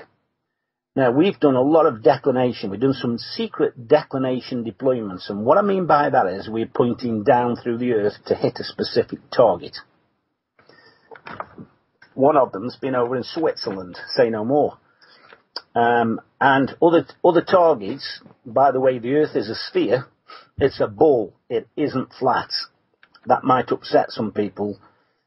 What we do wouldn't work if it was flat. So by going in declination, let's say, for example, we wanted to hit Greece from the UK, we'd have to point down about 43 degrees through the earth, and it would appear at Greece. But in the locality, what happens is we get low mist and fog and very low cloud. A lot of people get that mixed up with chemtrails. Sometimes there can be chemtrails in it if it was formerly clouds, but if that mist has risen from the earth, it is pure, fresh, clean water, which has become, which is formed in the atmosphere, in the low atmosphere as a mist. And you know, that's how most of the insects get their nourishment and drinking water is from the dew. The dew drops on the ground in the morning, feeds nearly all life, in fact, even things like foxes that can lick the grass. That is healthy, really healthy waters. But it's funny that we talked about, you know, animals. My cat, earlier on, we actually have a bowl of, you know, spring water. We don't give the cat the tap water. We have to use spring water. And the cat was actually drinking the water out of a bucket container in the back garden, rather than drinking it from the actual, the bowl. And we were just thinking maybe that water is actually healthier than even the spring water. Because animals are, you know, they're very good at, you know, sensing things, you know. Yeah. In the majority of cases. Right, we have another question for you there, Steve. Yes, we do. Graham is wondering, Hardy, thanks, Graham. If you can bring mega rainfall with a few 3-inch tubes, etc., what can the cabal do with the HARP and the Tesla mega technologies? Right. The person that built HARP and was involved with the designing of HARP is a gentleman called Billy Hayes, who I speak to on a regular basis. He's been attacked because he's turned against all the works that he's done. In fact, he was hit with an energy weapon only a few weeks ago that put burns all over his body while he was sitting in the house. And he told me something amazing in a conversation that I have a recording of. He said, Harry, if you've got etheric translators, you don't realize what you've got. And I said, Billy, I do. I've been using them for a long time. I treat them with respect, but they work, and they're amazing healers. He says, do you realize you can even stop HARP with it? And I said, Billy, we already have. That's how we brought an end to the drought in California. He went, oh, Oh, that was you, was it? So, talking about HAARP, I said this on the last one, so for new listeners, I'll say it again. Tesla, who was very well known, if you study your history properly, Tesla was amazing. Most of the electrical equipment and convenience we have today came from Tesla, including electric generators and everything else that goes with it. Tesla made this fantastic statement. He said that everything that he discovered was because he understood ether. Now, you think about that for a statement. Yeah, brilliant. All the energies and technology we've got today that Tesla was responsible for putting on this planet was because he understood ether. And that's what we work with. He said ether controls electricity, magnetism, all energy, and much more. Yeah, so, no, I mean, he had, 700 plus patents, and as soon as he died in a hotel in 1943, in they went and took all the inventions, all the patents, and God knows what some of them are. I mean, he was the chap that came up with the death ray, and maybe that's part of their energy weapons. We know they have, 9/11, Twin Towers, energy weapons. Julie, what's her name? Julie Wood? Is it Julie Wood? Who actually did the book regarding the energy weapons, and maybe that's where they got the idea from, one of Tesla's patents. Right, we're just watching the time, and we know we have more questions there, Steve. Yeah, we do. Harry, Joan is wondering if Harry and others that work together, obviously with the technology that you have, and you're able to create rain, if it keeps raining, Joan wants to know, can it be stopped? Yes, absolutely. It can be stopped. I'll give you some examples. Naportak, one of the biggest 300 kilometre an hour typhoons to hit Taiwan, going into China. We put a crack straight through it, and it stopped within 10 hours. And everybody in the weather and the news were dumbfounded. They couldn't explain what had happened to it because they built it all up. This is massive, it's catastrophic, and it stopped. Nobody could explain it. Coming more local, recently in the last 12 months, we had Ophelia had one of the longest tails whipping in history across the Atlantic. Massive storm. It's supposed to have been nearly 200 kilometres an hour coming through the Midlands from Ophelia. We had every piece of kit we'd got on it because it was on our doorstep. You look at the history of Ophelia, it glanced the west coast of Ireland and went straight up round the top of Scotland. That is not where they said it was going to go. Yeah. So this is what we can stop. We can stop major storms. And as you said, Harry, we unfortunately Ireland is getting the brunt of the bad weather because we're in the path of the Gulf Stream. Yes. Which is so. If anybody's planning to move to Ireland, we suggest that you don't. No. If you like bad weather, you're going to get a lot of it.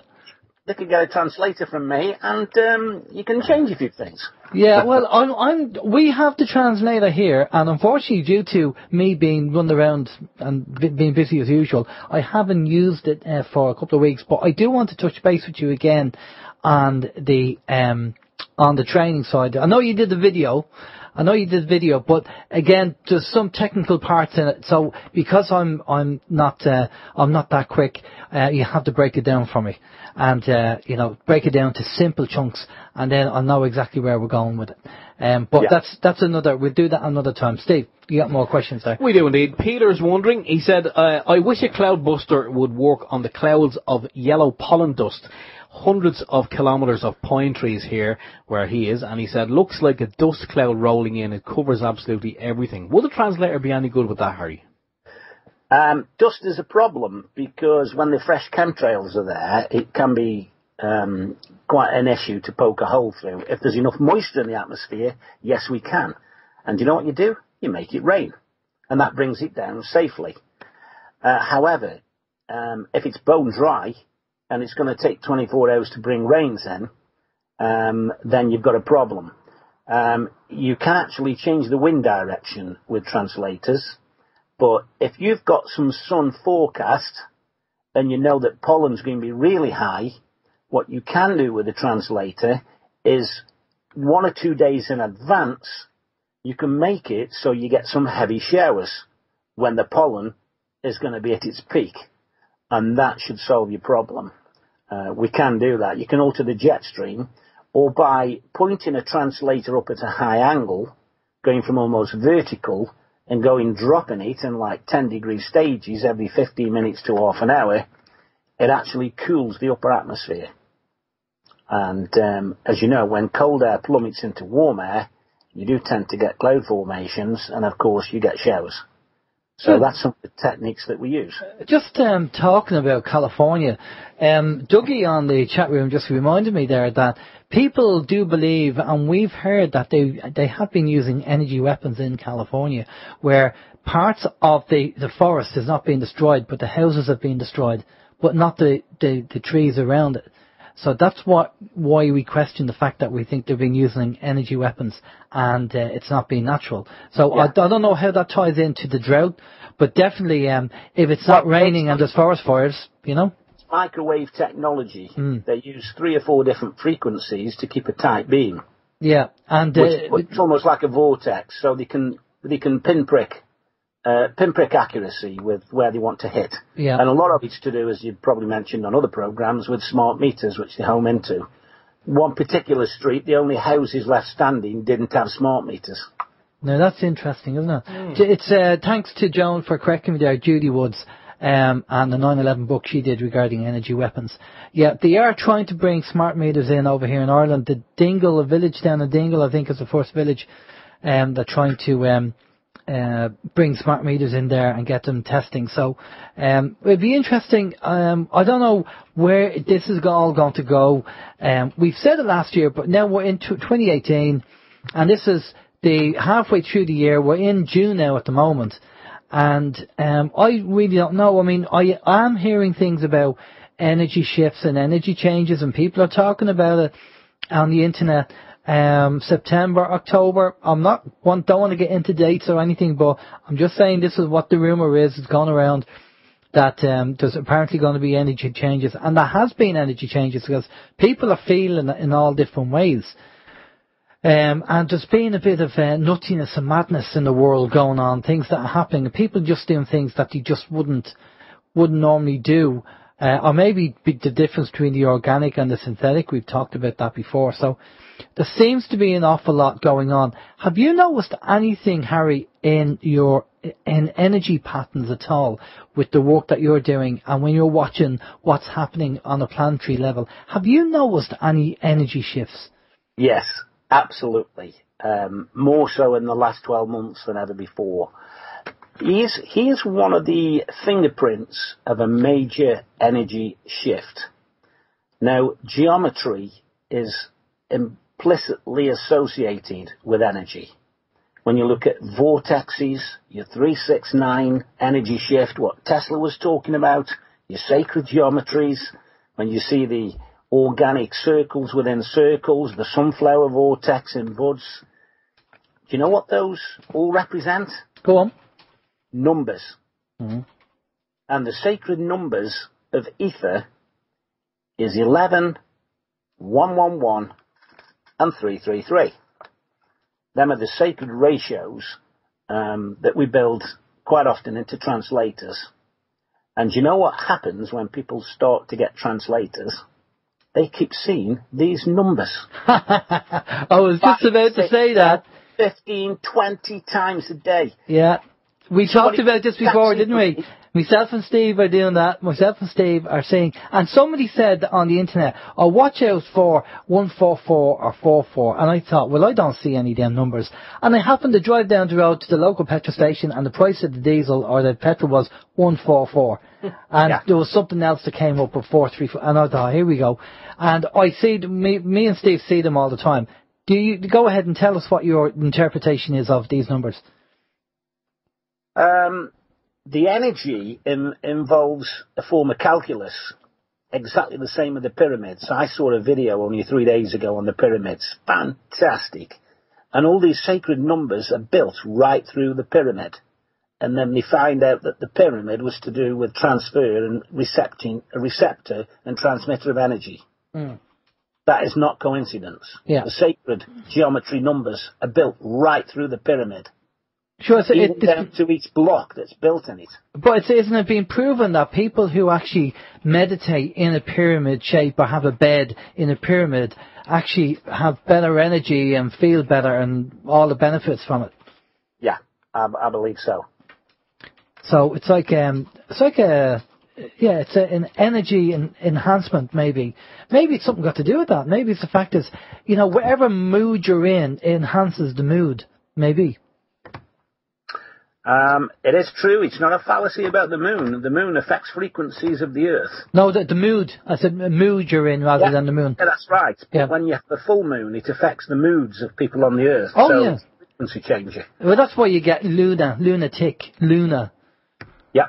And maybe the whole full moon, werewolf and all that all kind of stems from the same story that it does brings on a bit of madness. And you will get people who actually study astrology that they will say that there was a full moon a few days ago and people do, certain things happen. Now, I don't have any understanding of the astrology and how that works. When they say, Mars is in, Venus and all this kind of stuff, I normally would say, look, just tell me what I need to know. I don't want to know about the planets. Just tell me what I need to know. But I am planning to have just changing the subject a little bit, just as a tester. Remember we had a lady called Katrina Kavungu on the show? Yep. Well, I'm going to actually go and see Katrina because I'm going to be planning to do a QHHT session with her to test it out, test the waters out, and then bring her on and we'll talk about it. So that's something else just to see that I'll throw in there. But Harry, we've reached that time. So is there, before we let you go and get all your contact details, is there anything you want to add or anything you want to put out there to people to look out for or watch for or anything like that? Yeah. There are major changes taking place in the weather.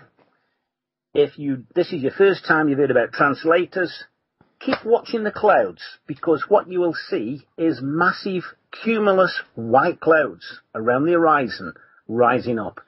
I haven't seen so many cumulus clouds this year as I've seen for the past 20 years. Everybody says the weather is looking like it used to look years ago, and that's true. Now, the water is charged by the etheric charge, the sun charges the atmosphere, and when the weather's reset back to normal, we don't change the weather, we heal it and reset it to what it should be. The rains are far purer and far better, shall I say, it's more life in it for the plants. And we've seen now, trees are healing. You don't see many ill trees. I used to see 1 tree in 5 in the middle of summer with some of its branches dead and leaves shriveled up and brown. So that's one thing. There's some really positive things happening. We believe that we've passed the point of no return where the weather's been healed like never before. It's not coincidence. We've got 300 people now with translators. It cannot be stopped. And the healing that's taken place is amazing. Look at Cape Town. The next one we've got our eyes on is India. They've got massive droughts and, of course, massive flooding. They either cause a drought by microwaves or ionize the towers like phone towers that discharge positive ions to cause massive floods. They don't want something in between because that's healthy. So we're correcting that. So the vegetation's improving, the weather's improving, and also we've got new technologies coming out where I'm working with plasma lasers and vortexes with special coils and rotating mirrors to create vortexes in the etheric field. We've got a website which goes live in about 2 weeks. It's been built up. Some people are on it now. There's quite a lot to see on it. It's a secret website as such. There will be a main face to the website where people can go in and buy specialist technology that you can't really buy anywhere else.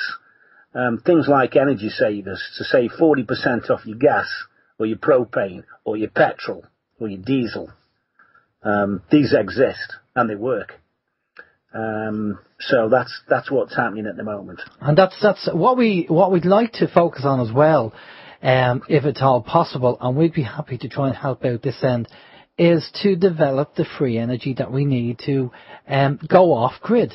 That would be fantastic to switch over. I mean, we've myself and Steve, we've built their solar generators, and we actually we have done it already. When Hurricane Ophelia was here, we built the solar generators. We did videos to show people how to do it, and we can actually go off grid, and we have limited power. Well, what would be fantastic is to get the plans to develop a system that has, full power. That we get the power that we need, even if it's on a reduced level, even if it's only producing 1,000 watts or 2,000 watts, that would be sufficient enough to get, longevity for, 2 or 3 days anyway, just to try it. So we'd be happy to get involved in that. And we actually have requested plans through our contacts, to ask for plans that are genuine plans to develop this stuff. So if we hear anything or we get anything, we'll keep you posted. But thanks, Harry, for coming on. Big thank you for coming on. Pass you over to Steve. Steve will get all your contact details. Steve. Yeah, great information, Harry, as always, and hopefully you've whetted some people's appetites. You always whet ours anyway. What did you say? Are we still live? Yes, we are. Right, on the preview, I'll be quick because of the time. One of the things that I mentioned last time is the Orgone kits. Yeah. Orgone oil, please look it up. It's incredible. It's one of the only things that kills Morgellons disease. It kills all known germs, all known viruses, and all known fungal spores. One of the things your doctor and the hospitals will not test for are fungal spores, especially on your lungs. And it's one of the biggest causes of things like emphysema, the constant cough that people have for like 2 years and can't get rid of it. I have got 100% record, unless somebody hasn't told me it didn't work. I've had 2 cases of emphysema. One man knocked at the lady's door she gave it to. He was using silver iodide as well. But he started using the spray. He was in bed with an oxygen machine and could barely walk. And 6 days later, he's up, breathing normal, driving round. Brilliant. Another one, emphysema, was on death's door, on an oxygen machine, in bed, could hardly get out of bed. 6 days later, completely gone. So if anybody out there knows somebody with emphysema, get in touch with me on the email address we're going to give you, because we're having spectacular results. Amazing. Okay. Well, if you can quickly give Steve your details there. Yeah, you give us the details, Harry. We'll get them out there to everybody. Okay, email ipihrodes@hotmail.com. That's Indigo Papa Indigo, H for Harry, Rhodes, as in the island of Rhodes, which is RHODES, @hotmail.com. I've got a Facebook page, Harry Rhodes, my wife and myself, on the wedding day. You got to see that picture there. What's the very quickly, Harry? What's the website that's going to go live in 2 weeks? OnlyResultsCount.com. OnlyResultsCount.com. Okay. Yeah. If people don't get that or they have a problem, to contact us and we'll check it out. Right, Harry, we're going to have to love you and leave you, but stay with us there for a minute. We're just going to go off to a musical break and we'll be back after this. This is Open Your Mind Radio on OYMradio.com and peoplesinternetradio.com. Okay, we're back. Good information there from Harry Rhodes. IPIH Rhodes @hotmail.com is the email address if you want to contact Harry. And the onlyresultscount.com, that is the website that's going to be going live in a couple of weeks, as he mentioned. No point in putting it into the search engine now because it is not live at the moment. You will actually get to the front page of the website, but it's not live. So yeah, keep your eyes open for that. I know we will be. And we also have some information here in relation to the Irish Society of Homeopaths.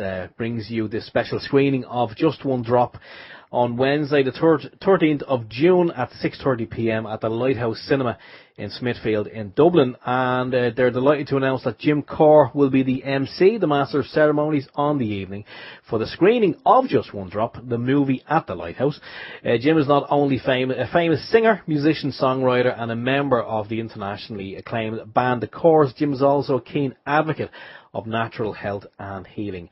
And Just One Drop tells the little-known story of homeopathy, the most controversial system of medicine ever invented. So yeah, stick that in your diary and pop along. Now we're going to have Adele Bulger O'Hara, who's a homeopath, and she's going to be coming on the show in a few weeks' time after this event.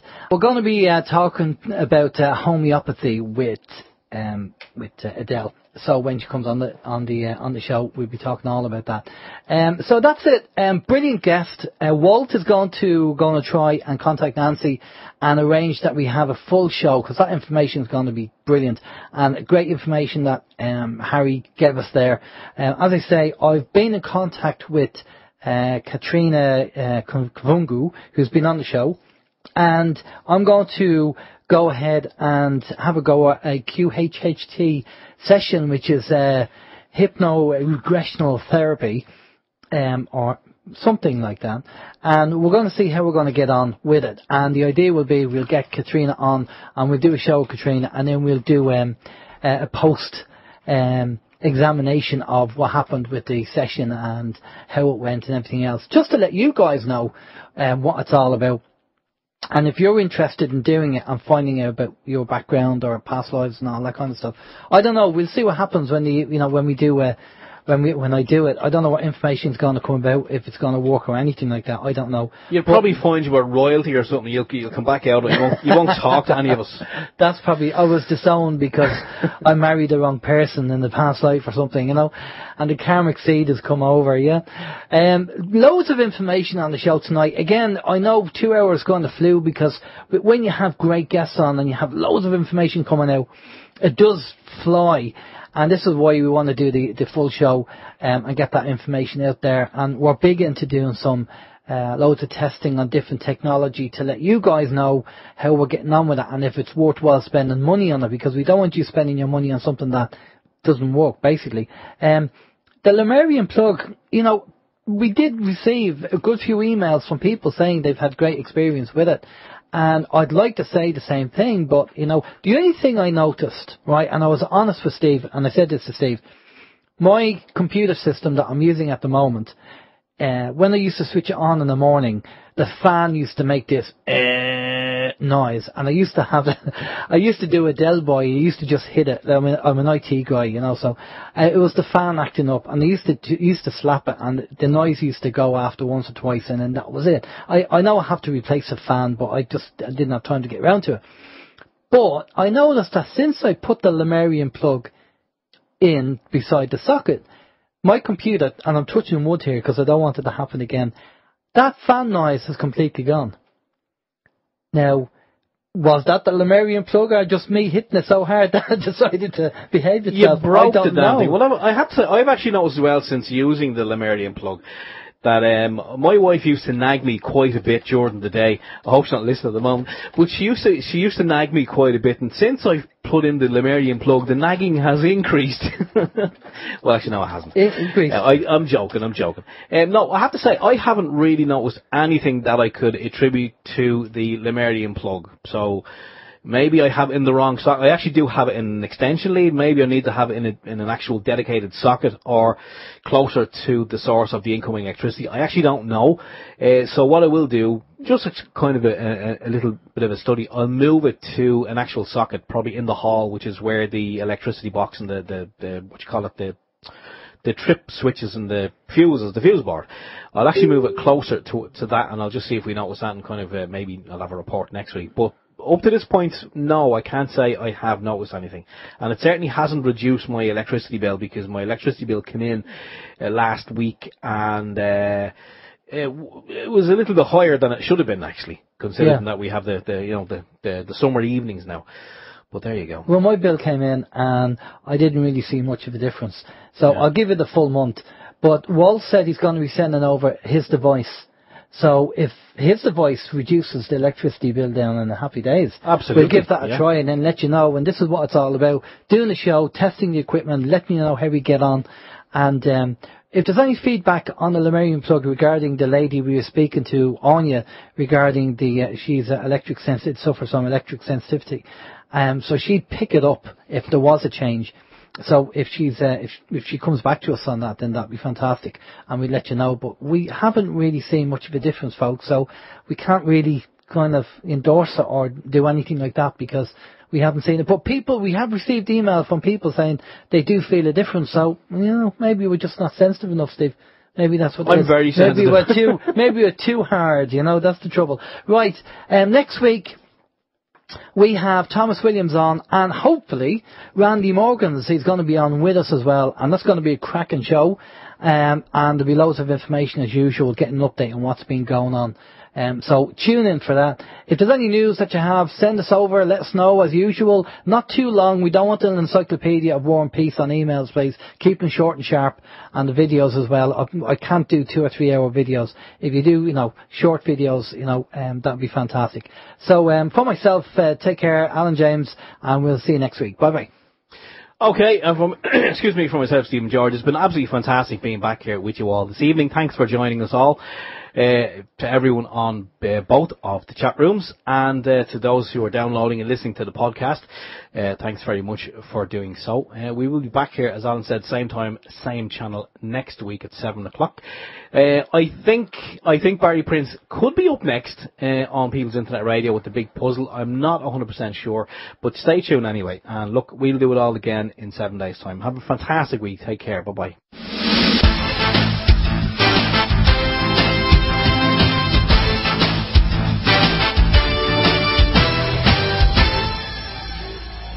Open your mind.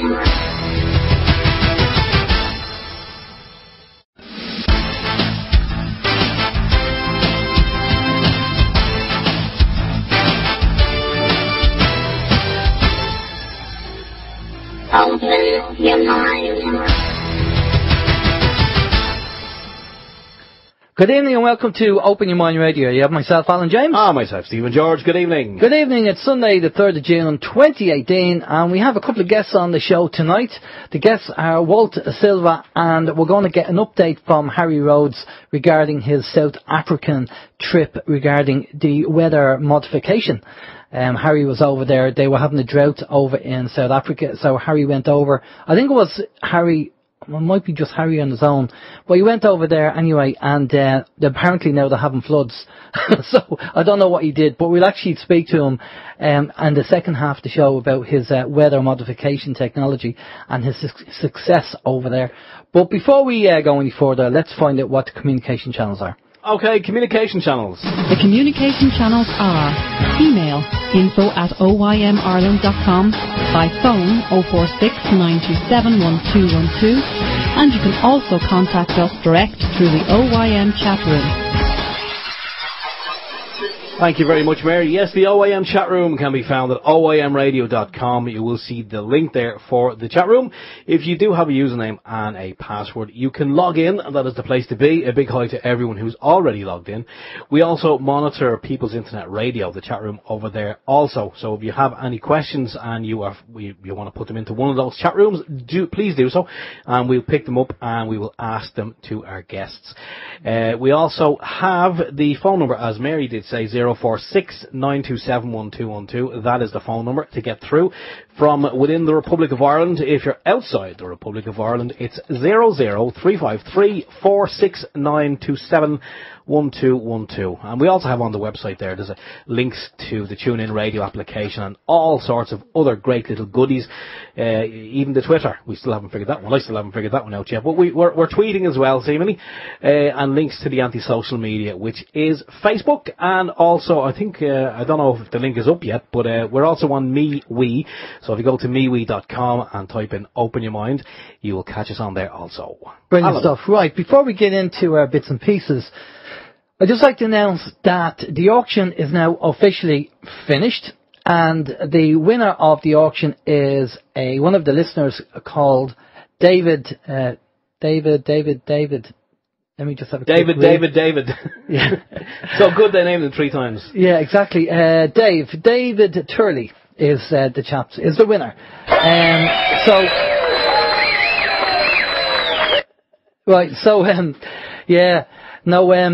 So that's the plan. The plan of attack is obviously well done, David. If you listen to the show, you actually won the auction. So the idea will be that we will be going for a meal with David, and the funds that were raised in the auction will go to the local food bank.